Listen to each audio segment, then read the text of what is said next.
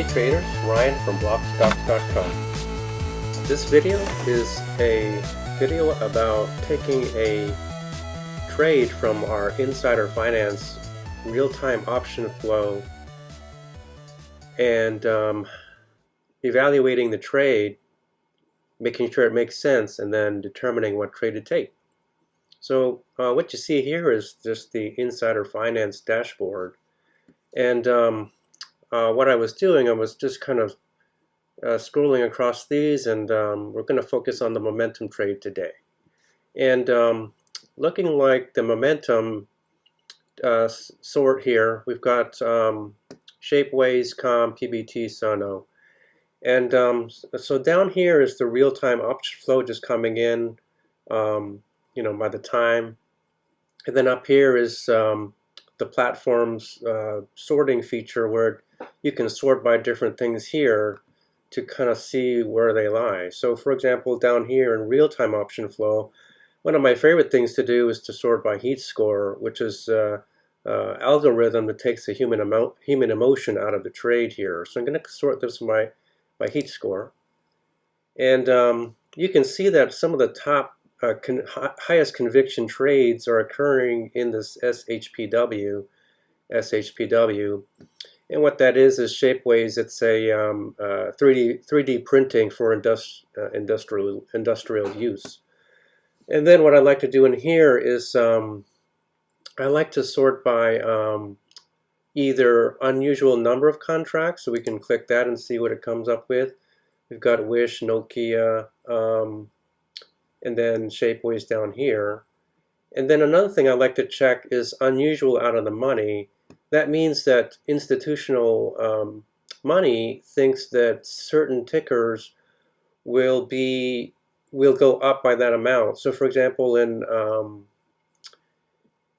Wish, for example, if you check their ticker, if they're saying, let's say that, let's just click it for an example, if they're out of the money, it's currently trading at $6, but most of their trades are in the $7 range. That means that institutional money thinks that Wish is going to go to $7 at least. But I'm not going to trade that one. I'm going to go back here to our dashboard.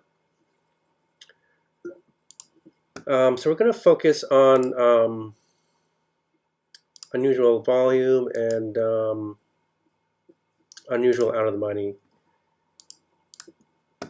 Okay, and so we're going to sort this here by unusual out of the money, and we're going to sort this one by heat score. And so to me, we're getting a top hit here on our Shapeways, which is the one I want to focus on today. Going to change this to momentum, and we can see that out of all the tickers, based on the momentum of where the chart is going, that Shapeways is in fact have the highest momentum. So what I'd like to do is do a little bit of ticker research. You can either click this beacon, or you can click the actual the name here on any of these, and it'll come up with the ticker research. So I'm going to click on that, and it's going to show us where all the orders are going in. So keep in mind, these are orders from institutions, not retail traders. Some of these could be retail batches. So for example, Ameritrade might put in a batch order for something like this. So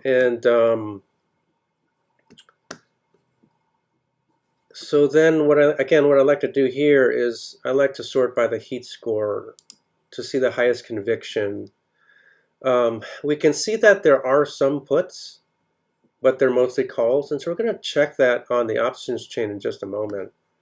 Now you can see here, as we sorted by heat score or highest conviction, that we're getting basically all November 19th, and they're all November 19th.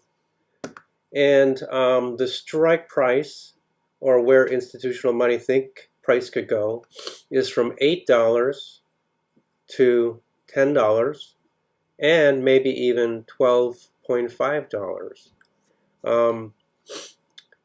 And there are also a number of orders for the $7.50. So we've got to keep that in mind, because that might be another way we could trade it. So let's now go to my Thinkorswim, and we're going to look at first the options chain, then we're going to look at the chart, and then we'll go back to the options chain to evaluate what trade to take and why. So here is my Thinkorswim. Let me just close this so you can see. And I really like this chart.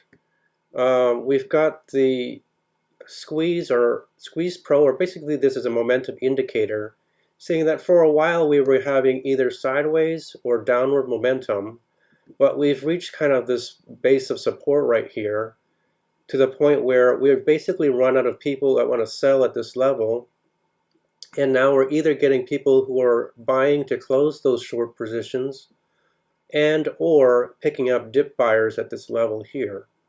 And we have further confirmation that on this compound breakout and MACD that the momentum is shifting to the upside. Now let's think about those price targets. One of them was 7.5, and you can see here that the price has already gone from $7.15 to in the $8 range. So we've already exceeded the 7.5 price target, although you could still trade that option, and I'm going to go over that in just a moment. But let's look at the next price target, which was $10, which is somewhere in this range here. That's quite a jump there. And then the next range after that was 12.5, which is way up here. So I think it's reasonable to trade anything below $10. Shooting here to the 12.5, you could do that, but there's some risk that if price doesn't go that high, that you could end up with a loss. So down here in the news area, we've got Shapeways saying that they've released some kind of technology that's going to help make 3D printing more efficient. Let's now look at the options chain. And let me close this here a little bit more. What I like to look at first is the put-call ratio. And so this is measuring how many puts there are in total versus how many calls. And there's very low number of puts. So if the put call is less than 1, that means there's not as many puts. But if there's more puts than calls, then this number would be above 1. But we can see here already that the total volume of options is only 561 puts versus 14,000 calls. So I wouldn't say this is 100% bullish, but it certainly is mostly bullish. So now that we know that most likely the price is going to go up, not down, and we've also confirmed that in our chart that we have basically seller exhaustion. So I like to use this ready aim fire, saying that hey, we don't have too many more people that are going to sell because we've run out of people that will want to sell. So at this point, people are either buying to cover short positions or dip buying to go to the upside. So going back to the options chain, I've already placed an order, but let me show you the different ways we could trade this. So the first thing I like to do here in the actual options chain is determine our trading range. And the way I like to do that is to take the market value, and that's interesting, just in the time that we were talking, it went from 825 to 843. And you're going to add the market price, which is 8.43, 8.43 plus this expiration's volatility, which is 2.586 plus 2.586, and that's going to give us $11. So the upper range is $11 on or before November 19th. Now we also have to keep in mind there's something else here called a market maker move, and that's an additional amount of volatility plus or minus 2.142 on top of this. So we're going to go ahead and add this 2.142. That means that the market makers who are pricing these options believe that it's possible, but not guaranteed. It's possible that Shapeways could go as high as $13.16. So I think the safest way to trade this is down here in the delta 70 range here. Delta is the amount of how much the options are going to go up per dollar move. That's the safest way to go, because if the trade doesn't go where you need it to go, you'll still have value in the option because of intrinsic value. Now, the other way that most of the trades were occurring was in this at the money range of $10. And you could do it that way too. In fact, you have quite a lot of volume in this area here. So you could trade $10, and I would feel confident in taking $10. I think it's a bit more risky to take this $12.50 range, because there's no guarantee that the price is going to go from $8.50 to 12.5 in a month's time.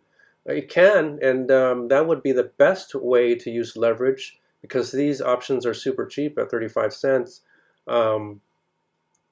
But again, there's some risk. The risk is higher here that you're going to end up with a loss, because there's no guarantee that it's going to trade up to 12.5. However, it's very likely that it's going to trade, it already has traded above 7.5, and now we're shooting for the $10 mark. And we just needed to hit 10, get close to or hit 10 or above by November 19th. So there's quite a lot of time to get to that point. So the way that I traded this was to take the delta 70 calls here. It's a little bit more expensive at $1.55 currently, but let's say, for example, that the price did not go to $10. If it did not go to $10 on or before November 19th, then these $10 strikes could lose money. However, if I keep my $7.50 strike, it's still in the money, then it will retain some value because it's got more intrinsic value than extrinsic value. So in my opinion, I like, whenever I get a trade alert from either InsiderFinance or somewhere else, I'll look at the trade, but I'm going to take my own trade based on my my tolerance for risk and loss. So I'm going to take this trade. Another way you could do it is you could do a spread. You could do a debit spread. You could do maybe 7.5 to 10 debit spread. So you'd be buying the 7.5 and selling the 10 in one trade. And not only would that increase in value from the increase in price, but also the increase in volatility. The other way you could do it is you could, oh, that jumped up quite a bit. You could do it from 10 to 12.5. In fact, maybe I'll do that just as an example, because we're getting some volume here in the 12.5. So I'm going to switch this to vertical. And what I'll do is I'm going to buy the $10 and sell the 12.5 in one trade. So what you do is you hit buy. And you're going to capture any profit between $10 and between its current market price of 8.5 to 12.5, and you're only spending $35 or $30. I'm actually going to do that, and in that way you can actually increase the number of contracts you do. I hope you enjoyed this video. I'll post another video or article on the results of this trade. Thanks for watching.